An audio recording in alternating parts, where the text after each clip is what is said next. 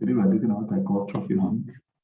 And we start with a song. All things bright and beautiful, all creatures great and small, all things wise and wonderful, 'twas God that made them all.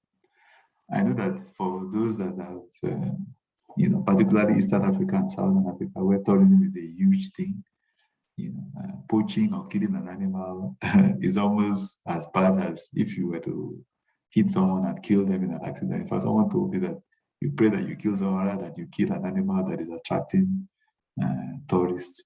And I recall a minister in one of the Southern African countries, complaining bitterly that how can somebody kill such a majestic animal like a giraffe and eat that kind of animal? Somebody said you eat it with chili sauce. But this where we're actually going is Samson in Judges chapter 14, verse 5, because he was also involved in a kind of trophy hunt.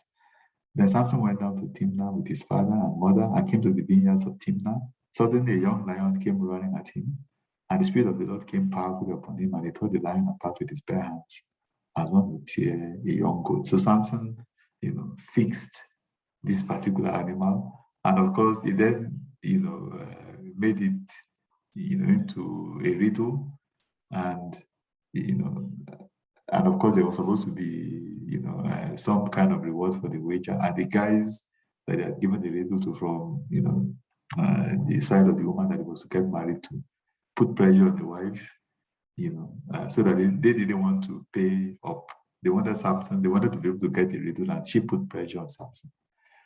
Let's take the story from Judges chapter 14, verse 4. Now his father and mother did not know that this was from the Lord, who was seeking an occasion against the Philistines. For at that time, the Philistines were ruling over Israel. Then the Spirit of the Lord came upon him mightily, and he went down to Ashkelon and killed 30 of their men, took their apparel, and gave the changes of clothing to those who had explained the riddle. So his anger was aroused, and he went back to his father's house.